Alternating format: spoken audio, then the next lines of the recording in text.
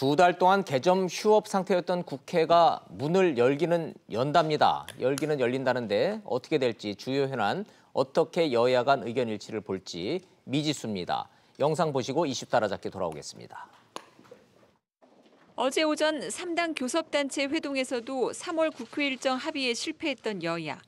한국당이 상임위에서 대여 투쟁을 벌이겠다며 국회 소집 요구서를 제출하면서 가까스로 물꼬가 튀었습니다. 법이 정한 2월 임시국회까지 건너뛰고 두 달 동안 개점 휴업한 끝에 열리는 국회입니다. 시급한 민생 입법과 개혁 입법들을 최대한 빨리 처리해서 국회가 일하는 국회로 다시 정상화될 수 있도록. 당장 상임위 단계에 머물고 있는 유치원 3법과 선거제, 탄력근로제, 임세원법 등 처리해야 할 현안이 산더미지만 여야 각 당의 강조점은 다 다릅니다. 민주당은 정부가 추진하는 개혁 법안 처리에 우선순위를 두고 있고 한국당은 청와대 여당 관련 비위 의혹과 북미 회담 결과 등 대여 공세에 초점을 맞추고 있습니다. 진실을 밝혀야 될 부분이 있습니다. 여당이 자신의 기회를 걷어찬 이상 저희가 국회 전 상임위를 조속히 열도록 하겠습니다. 여기에 소수 야 3당은 민주당과 함께 패스트트랙을 추진하겠다고 밝힌 선거구제 개혁을 최우선 과제로 삼고 있습니다. 국회가 어렵게 문을 열지만 각 당이 동상이몽이나 다름없는 상태여서 얼마나 성과가 날지는 장담하기 어려워 보입니다. 주요한 내용만 콕 집어서 살펴보는 이슈 따라잡기 돌아왔습니다. 이수희 변호사님 나오셨습니다. 어서 오십시오. 예, 안녕하세요. 안녕하십니까. 여야, 대한민국의 여야 관계하고 북미 관계하고 어느 게 더 쉬운가를 얘기해보라 그러면 저는 자신이 없어요. 여야 간의 대화도 이렇게 힘들까요? 그렇긴 그렇죠? 하지만 북미 관계보다는 그래도 북미 관계보다 그래도 좀 낫지 통역은 않을까. 없어도 되니까 예. 최소한 통역 없이 대화가 가능한 여야 관계라도 좀 잘 풀렸으면 좋겠다라는 기대감을 갖고 예. 자, 뭐 정상화된다니까 참 반가운 일이긴 합니다. 그러나 자, 이 얘기부터 좀 해보죠. 황교안 자유한국당 대표네요, 이제. 예, 황 그렇죠. 대표 이래야 되겠네. 황 대표가 이제 상견례 쫙 한 바퀴 돌잖아요. 예. 근데 평화당 가서 정동영 대표 만나고 정의당 가서 이정미 대표 만나서 그냥 덕담 나누고 악수하고 사진 찍고 돌아오면 되는 거 아닌가요? 근데 거기서 엉뚱한 설전을 벌였습니다. 그러니까 이게 좀 그 이전과 좀 관례랑 좀 많이 다른데 많이 다르죠? 예, 평화당의 경우에는 갔을 때 그 리본을 달고 있었어요. 거기 최고위원들이. 그러면서 이 리본이 뭐냐면 5.18 망언 의원들에 대한 징계 촉구하는 리본이다라고 하면서 이제 이거는 덕담 차원의 얘기는 아닌 거죠. 그렇죠. 예. 아예 평화당에서 준비하고 있을 때 이 5.18 망언에 대해서 황 대표가 어떤 생각을 갖고 있는지 물어야 되겠다 이렇게 준비한 측면이 좀 있군요. 예, 뭐 처음에는 이제 뭐 그 대표 되신 거 뭐 어땠냐 전당대 그러니까 이제 정동영 대표가 전당대회 처음 치러보셨는데 어떻냐. 그러니까 좀 신참 길들이기 같은 느낌? 그렇죠. 저는 처음에 느낌을 좀 그렇게 받아들였습니다. 정치권도 그런 게 있어요. 아무리 저 장관 지내고 총리 지내고 그래봐야 국회 들어오면은 선거를 치러봤냐 이게 이 정치인들 사이에서는 큰 경력이니까 그런 분위기는 이해가 돼요. 그리고 이제 지금 김진태 의원과 그 김순례 의원의 당내 징계 문제는 사실 그거는 자유한국당 내부의 문제인데 그렇죠. 국회 내에서 윤리위에서 처리하는 거는 또 다른 문제이고. 근데 첫 방문에 그것도 인사차 온 제1야당 대표에게 약간 쓴소리부터 시작이 됐습니다. 어떻게 보면 좀 뭐 결례라고도 볼 수 있는. 그런데 이제 황교안 대표가 그 평화당에선 그래도 뭐 스리슬쩍 넘어갔어요. 미래만 대충, 보자. 뭐 그냥 미래로 가자는 거고 뭐 과거를 벗어나야 되고 그냥 하나만한 소리처럼 그냥 대충 어영부영 그냥 애매하게 넘어갔어요. 그런데 이제 문제는 정의당의 이제 이정미 대표를 만났는데 거기서는 무슨 일이 또 벌어진 겁니까? 이정미 대표가 이제 그 이전에 비대위에서는 책임 있는 대표가 없었는데 이렇게 전대에서 대표 선출돼서 다행이다라고 하면서 한 10분 정도 됐다 그러는데 5.18 그러니까 한국당 전대를 보면서 내가 쓴소리를 많이 했다. 한국당이 퇴보하는 것처럼 보였다라고 하면서 5.18 망언에 대한 얘기 그리고 뭐 이러면서 이제 한 굉장히 긴 그 덕담이라고 해도 제가 봤을 때 좀 훈계 느낌이 나는.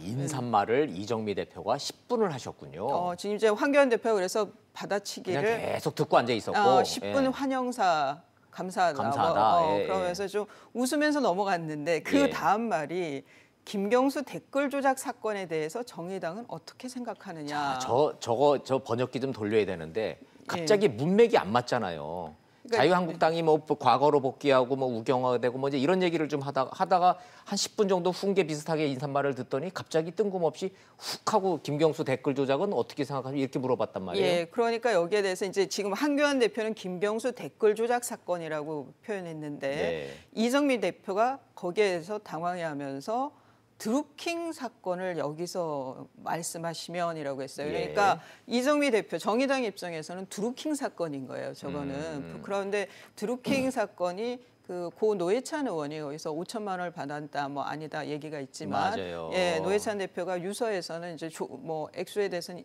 차이가 있더라도 인정을 하셨죠. 그러니까 정의당 입장에서는 참 아픈 얘기인데. 그렇죠. 예. 아픈 상처에다가 소금을 확 뿌리는 거죠. 그 얘기를 꺼내니까 이정미 대표가 거의 표정 관리가 안 되면서 얼음장이라 그러죠. 갑자기 예. 이렇게 얘기하다가 얼굴이 얼음처럼 싹 굳어지는 게 얼음장이라 그러는데 네. 그래서 한교안 대표도 순간 저 표정이죠. 예, 순간 당황해서 이게 현안이니까 예. 같이 뭐 좀 그 현안에 대해서 일 어떻게 해결할 건지에 대한 얘기다라면서 좀 무마하려고 했지만 이정미 대표 입장에서는 상당히 공격적으로 받아들이면서 다음 날 언론 인터뷰에까지도 그러네요. 비판을 했습니다. 하루 종일 황교안, 이정미, 황교안이 실검 순위에 올라가길래 갑자기 정치인들이 왜 올라가나 해서 봤더니 번지수를 황교안 정의당 입장에서는 논리가 이거더구만요. 아니 김경수 댓글 조작 사건은 김경수는 민주당 사람인데 왜 정의당에 와가지고 이 얘기를 하느냐 이 얘기고 황교안 대표 입장에서는 드루킹 사건 문제에서 내 친구 노회찬 의원 얘기를 하고 싶었던 거잖아요. 둘이 고등학교 동기 동창이죠.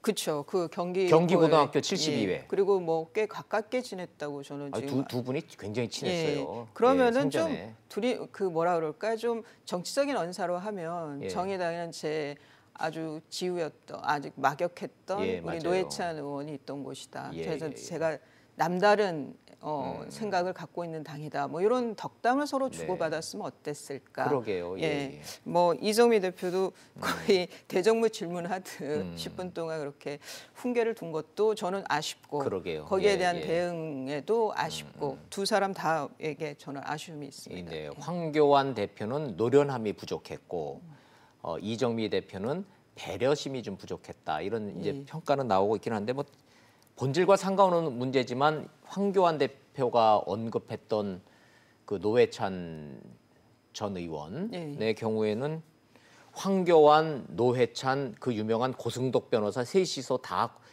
고등학교 동기 동창 같은 반이었다는 거 아니에요. 예, 그 경기고에서 그런데 서울대를 고승덕 의원만 간 예, 거죠. 예. 그러면서 뭐 이런저런 얘기도 있고 그렇죠, 예. 놀기 좋아한 거는 누구고 뒷자리에 앉아있던 건 예, 노회찬 의원이고 이런 얘기도 있고요. 그래서 참 서로 그렇게 평생 이런저런 인연으로 얽힌 사이인데 정치권에 가니까 또 저런 걸 가지고 또 저렇게 얘기를 해서 서로 주고받게 되네요, 일합을. 그러니까 기본적으로 다른 당에서 보는 한교안 대표가 이게 이제 그래서 내년 총선까지가 만만치 않은데 그 강경 보수 네. 아주 좋게 표현해서 그 좀 어떻게 할까 좀 마이너 쪽으로 보고 있는 거 아닌가 한교안 대표를 그거를 본인이 어떻게 극복을 하는지 해야 되는지가 좀 이 그 인사 단인 그 네, 다른 네. 당과의 좀 이렇게 신경전이라 그럴까요? 그런 데서도 좀 엿볼 수 있는 것 같습니다. 단순히 신경전의 문제가 아니라 좀 현실적인 질문을 좀 한번 드려볼게요. 다음 달 4월 달에 이제 재보선 있잖아요. 예, 그렇죠. 예. 돌아가신 노회찬 의원 지역구가 창원 아닙니까? 예.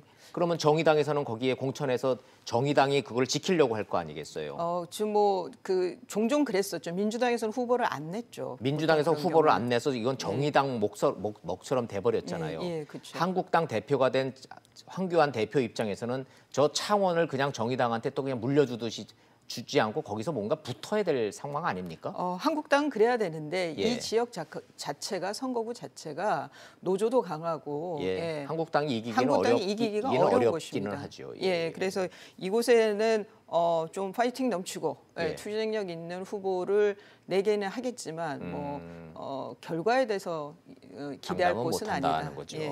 예, 좋습니다. 자, 이런 상황에서 황교안 전 대표가 이런저런 아주 위태위태하다라고는 하는 이런 행보 때문에 계속 언론에 기사는 많이 나오고 있어요. 예, 노출 빈도가 높은 거는 또 이게 이제 그 당 입장에서는 좋아요. 이러면. 나쁘지 않아요? 예. 이게 이제 노이즈 마케팅 할 그래요? 거는 아니지만 그렇다고 해서 황교안 대표가 고정 지지층에는 저런 모습이 나쁘게 보이지는 않을 것 같아요. 그럼 얘기하시는 김에 그 지지도 그 여론조사는 어떻게 좀 추이가 좀 변합니까? 예, 어제 이제 그 엠바고가 풀려서 나왔는데 예. 지금 리얼미터하고 갤럽 조사가 있습니다. 보면은 그 뭐 대통령의 국정 수행 평가에 대해서 예. 그러니까 지난 2월 25일부터 28일 그 조사한 거예요. 월요일부터 목요일까지. 네.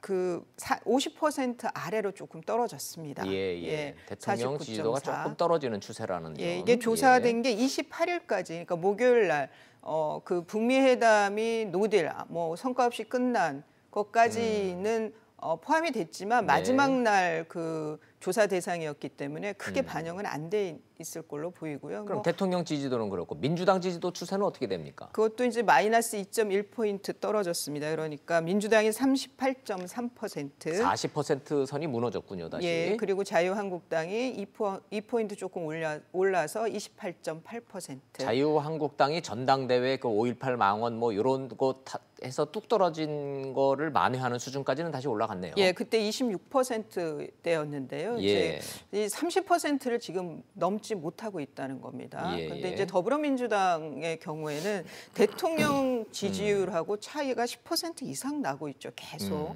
저것이 이제 민주당으로서는 심각하게 고민해야 봐야 할 저 포인트인 것 같은데 예. 아마 그 홍익표 의원하고 서른 의원의 20대 폄하 발언 그런 것도 큰 20대. 영향을 끼친 것 같습니다. 교육 못 받은 20대 발언. 예. 그다음에 이제 그 경제가 너무 안 좋은 것도 네. 정당 지지도에서 좀 계속 하락세까지는 아닌데 좀 왔다 갔다 조금 하긴 빠지는 하는데, 추세기는 한데 예. 그거를 또 자유한국당이 또 다 흡수한다고 보기는 또 어려운 상황이고 예, 그런 것 20대와 민주당에서 그 실망해서 이탈한 표들은 지금 부동표로 둥둥 떠다닌다라는 그런 분석들이 뭐 우세하게 여론조사 기관은 좀 나오고는 좀 있네요.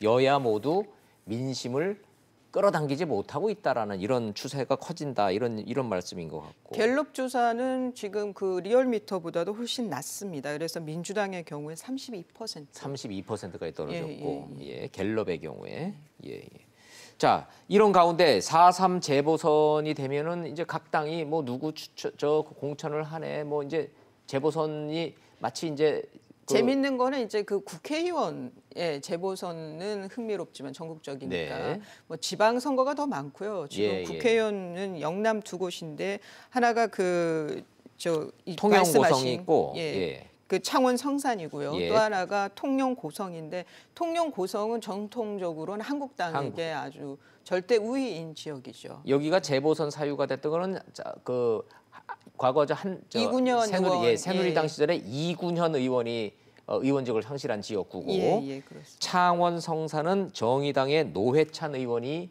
유고 상태가 되면서 재보선을 치러야 된다. 근데 이제 아하. 통영 고성의 경우에는 이번에 이제 그 한국당의 공천을 받는 공천 그 경선이 네. 치열할 걸로 보여요. 이게 지금 1년 남짓한 국회의원이잖아요. 그렇죠. 그러면 그거 그대로 내년 공천까지도 갈 수 예, 있는 예. 거기 때문에 이거는 뭐 내부 경쟁이 외려 더 그 심할 관심을 것이다. 끌 사안입니다. 자유한국당 경선이 아주 더 재밌겠죠. 핫해지겠군요. 황교안 대표의 지도력이 이제 첫 시험대라고 봐도 될 텐데.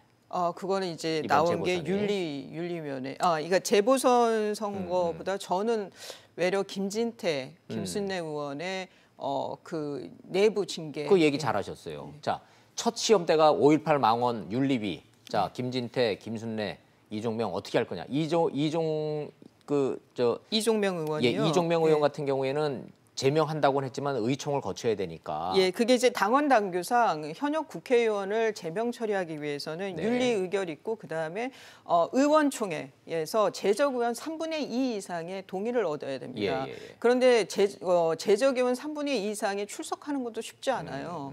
지금 113명 기준으로 하면 한 76명까지 나와야 되는데 네. 의총에서 그렇게 이제 사람을 모으기가 쉽지는 않거든요. 그러면 결론적으로 시청자들이 이해하기에는 제명해야 되는 것이 논리적이고 합리적이기는 하나 당내 사정상 결국은 유야무야 될 거다. 이렇게 전망하는 게 대세입니까? 지금 이제 윤리위 우선은 첫 번째는 예. 윤리위원장이 사퇴를 했어요. 김영정 윤리위원장이 비대위 때 그 임명됐던 분이 예. 새 술은 새 부대에 담는 게 낫지 않느냐. 과거 노무현 전 대통령한테 공격적으로 질문하다 뭐 막가자는 거죠 했던 그 검사 출신. 그렇죠. 검사와의 대화에서. 예, 검사와의 대화. 그런데 이제 이 김영정 위원장이 사퇴를 하면서 윤리위원장이 공석이에요. 공석이에요. 그러면은 윤리위원장을 다시 선임을 하고 임명을 하고 다시 윤리징계위가 가야 되기 때문에 시간이 많이 걸리겠군요. 시간이 좀 걸릴 것 같습니다. 그러네요. 예. 시간이 많이 걸려서 이것이 유야무야되고 황교안 대표가 계속 애매모호한 상황으로 가면은 과연 의지가 있느냐 또 이런 얘기 나올 것 같은데 한번 좀 지켜보죠. 뭐. 예, 조경태 최고위원은 계속 강력하게 요구하고 있습니다. 그렇죠. 예. 어떻게 처리할지 황교안 대표의 행보 지켜보겠습니다. 자, 마지막으로 짧게. 예. 자, 유시민은 되고 홍준표는 안 된다고 하는 그 유튜브 후원금. 요거 예. 법적으로 변호사시니까 예. 이거 가능한 얘기입니까? 저는 선관위의 고심은 이해를 하겠습니다. 이게 이제 무슨 얘기인가는 유튜브 1인 방송을 하면 슈퍼챗이라고 그래가지고 이게 채팅방에 있어요. 거기에서 본인이 별풍선이라고 생각해요. 옛날 아프리카 TV에 그걸 이제 돈을 주고 신용카드 결제를 하면 내 댓글이 더 오래 걸려 있을 수가 있어요. 그래서 이제 그걸로 후원을 받을 수 있어요. 돈을. 그러니까 정치인이 마음에 드는 얘기를 하면은 거기다가 그 별풍선 달고 그 챗을 하면 돈을 내는 만큼 오래 남으니까 지지한다는 의미로 후원금을 사실상 내는 거죠. 예. 그런데 거기에 이제 이게 정치인은 정치 자금을 함부로 받을 수가 없죠. 법에 정해진 대로 후원 계좌를 열어서 받아야 된단 말이죠. 그러면 선관위 주장대로라면 홍준표는 정치인이라 안 되고 이 돈 받으면 안 되고 유시민은 정치인이 아니니까 받아도 되고 이런 뜻이에요? 지금 선관위의 가이드라인은 그런 겁니다. 유시민 이사장은 정치 활동을 안 하는 사람이고 홍준표 전 대표는 정치인이다. 그러니까 정치자금법 위반의 소지가 있으니 받으면 안 된다라는 건데 공평합니까? 이거는 좀 뭐 귀에 걸면 귀걸이고 코에 걸면 코걸이가 되는 거죠. 유시민 이사장을 누가 정치 활동을 안 한다고 보겠습니까? 그러게요. 그래서 저는 뭐 이걸 출마 경력이라든가 아니면 본인이 나는 대통령 선거 안 나올 거예요라고 한 말 하나만 가지고 기준을 한다면 이거는 좀 상당히 문제를 낳을 수 있을 걸로 보입니다. 그런데 선관위의 고민은 이해를 해요. 선관위는 그렇다. 왜냐하면 그게 잘못하면은 쪼개기 후원으로 악용될 소지가 있기는 있으니까 이해는 됩니다만은 요거는 맞다 틀리다는 유튜브를 사용하시는 네티즌들의 한번 판단을 우리 조금 이따 좀 구해보죠. 뭐 이제 반응이 나오겠죠. 맞다 틀리다. 자, 잘 들었습니다. 고맙습니다.